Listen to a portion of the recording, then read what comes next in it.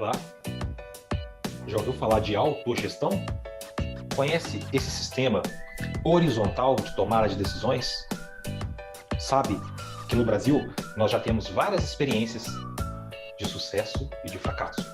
Fique comigo ao longo desse vídeo que eu vou te contar um pouquinho desse sistema de tomada de decisões que se chama autogestão. É empregado em fábricas, empresas, bairros, cidades, países, e existe uma literatura imensa a respeito do tema. Fique comigo que eu vou te mostrar. Primeiramente, nós temos que entender o que é autogestão. A palavra parece que acontece que eu vou tomar as minhas próprias decisões, você vai tomar as suas próprias decisões e cada um toma as suas próprias decisões. Lembra, sim, a grosso modo, bem grosso modo, com o anarquismo, o pessoal achar que é anarquia, né? E também tem regras. Então, para que a gente possa cortar alguns comentários, né, e alguns pensamentos sem referências, vamos entender o que é uma autogestão.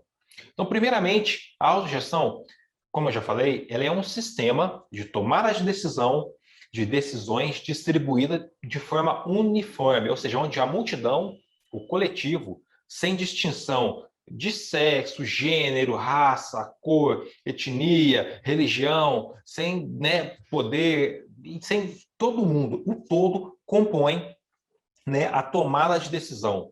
Então, isso é, né, uma autogestão. Então, a tomada de decisão, ela é de forma horizontal e não vertical, que vem do chefe para os funcionários, né, ou dos governantes para a população, certo? Dito isso, entendido, a partir de agora, o que é essa autogestão, nós podemos entrar um pouquinho mais nessa forma de governar. Antes também da gente continuar, eu tenho que derrubar alguns mitos, porque aí, poxa, se a partir de agora eu vou tomar a decisão da minha cidade, as decisões, vou participar das decisões da minha cidade, não precisa de regras nem de líderes. Então, vamos derrubar isso aí. Hoje eu não vou trabalhar, amanhã eu vou aumentar o meu salário e vou dar benefício para aqueles que eu gosto, para aqueles que são da minha família ou que são meus amigos. Não é assim que funciona. É um sistema assim, é uma evolução. Então, tem líderes na autogestão? Sim, tem líderes. Os líderes não tomam as decisões, eles apenas são como se fosse assim, um correio, um motoboy, vamos falar hoje, né? Os líderes, eles levam a comunicação entre os setores, distribui, às vezes até ajuda a formar time, entendeu? É alguém ali já mais capacitado para ajudar a tomar a decisão. É um conselheiro, vamos dizer assim, entendeu? Não é a pessoa quem toma as decisões e quem coloca ou aprova ou desaprova alguma coisa. E como eu já exemplifiquei de aumentar o meu salário, ficar sem trabalhar, existem regras. Eu não posso fazer isso. Eu não posso me beneficiar ou beneficiar aqueles que estão próximos a mim. Tá? Então, eu não posso, na autogestão, aumentar o meu salário, como eu já falei. Tá joia? Então, entendido que é autogestão, entendido que tem líderes, e sim, temos regras, vamos partir para os benefícios. Eu vou rapidamente aqui falar um pouquinho dos benefícios, né, da autogestão. Nós temos assim alguns locais, tanto no Brasil quanto no mundo, com sucesso na autogestão e alguns com insucesso. Eu vou citar até o caso brasileiro, né, mais famoso aqui. Não sei se alguém já ouviu falar. Alguém já ouviu falar?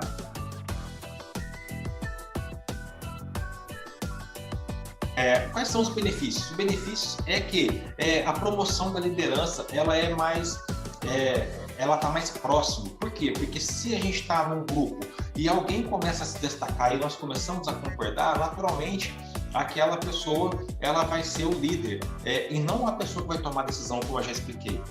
Outra coisa é a democratização dos processos. Nós decidimos juntos e depois a gente não pode jogar na cara de ninguém. Eu fiz porque você mandou e deu errado. Não, nós decidimos juntos o que fazer. E aproxima também os líderes dos liderados, né? E um benefício, sim, que é extremamente forte para a autogestão é a agilidade na tomada de decisões. Então, assim, eu elenquei apenas esses benefícios, mas existem muitos outros. E também tem malefício, né? Vou ser sincero para vocês, não é só de benefício que o sistema é feito. Então, a autogestão, ela pode ser, né, entendida até aqui como um sistema, né, coletivo em que a gente se une, em que nós nos unimos para tomar decisões, para produzir condições para a nossa existência. Olha que bonito isso. Então, nós estamos precisando, o coletivo, o bairro, a cidade, o estado, a empresa está precisando de alguma coisa, nós nos unimos para construir aquilo. Tá? Então, é algo assim fantástico, é como uma evolução do capitalismo. Nós podemos dizer que é um socialismo democrático. Tá? É quando acontece, então, a reapropriação do poder decisório contra qualquer autoridade. Ou seja, mandamos embora os nossos políticos e vamos nós tomarmos o poder e decidir. Isso flerta com o anarquismo, né? Muito mesmo. Lembrando que o anarquismo é um sistema também com regras, tá? Vai ser um assunto futuro, ou vocês podem procurar na internet aí, para não estender muito essa questão da autogestão. A literatura da autogestão ela é imensa. Além da literatura econômica, ela é a literatura empresarial e existem alguns pilotos, né, de cidades, de bairros, de estados que fizeram essa tomada de decisão de forma coletiva, de forma democrática, realmente de forma democrática, porque nesse momento onde nós vivemos, a democracia nossa é votar em alguém para que eles tomem as decisões. E eles deveriam nos ouvir, mas eles não ouvem, né? Porque o ser humano, né? Existe aquela máxima que eu gosto de citar, que o homem nasce bom, a sociedade o corrompe, e tem o homem nasce mal. Mas o homem pode nascer bom, a sociedade o corrompe. A sociedade nos corrompe. Para implantar a autogestão, nós precisamos, primeiro, valorizar a cultura, ou seja, não pode ser simplesmente uma tomada de poder, como aconteceu em alguns locais que eu vou citar rapidamente. A autogestão tem que ser implantada, ou seja, ela tem que mudar a cabeça, a cultura, da onde ela está envolvida, para depois ela ser implantada com sucesso. Dificilmente, quando ela acontece através de uma revolução, que é uma tomada de poder através das armas, acontece o sucesso da autogestão. Por quê? Porque as pessoas, às vezes, muitas vezes que tomam esse poder, não estão capacitadas, o conselho formado ali não está capacitado para gerir o local e para levar ele adiante. Então, onde é necessário criar a liderança, como eu falei, e a liderança ela tem um pouquinho mais desse conhecimento, esse conhecimento profissional acerca da tomada de decisão de determinado local ou empresa. Tá? Então, nós podemos observar como, né, experiências reais sugeridas para a autogestão, principalmente em momento de crise. Nós temos aqui no Brasil, na verdade, esse movimento começou aqui na nossa região, eu digo na nossa América Latina, na Argentina. Mas no Brasil, nós tivemos a empresa lá em Campinas, a empresa chamada Flasco, né? A empresa, ela quebrou, né? Os donos, né, da holding Brasil determinaram falência. E eles abandonaram as empresas. Então, antes de entrar nisso, eu vou fazer um parênteses. A mão de obra nossa, do trabalhador, é a única mão de obra, é o único produto, o único mercado, o único produto no capitalismo que você compra para pagar depois. É lógico que tem as garantias trabalhistas, mas que nem sempre são cumpridas. Né? Vou explicar um pouquinho agora nesse tópico da Flasco. A Flasco decretou falência. Eles estavam com uma dívida de milhões, mais de 120 milhões. E eles não pagaram os funcionários. E muita gente, né, dependia de muitas famílias. Então, o que os trabalhadores fizeram? Eles ocuparam a Flasco. O que é ocupar? É implementar a autogestão no local.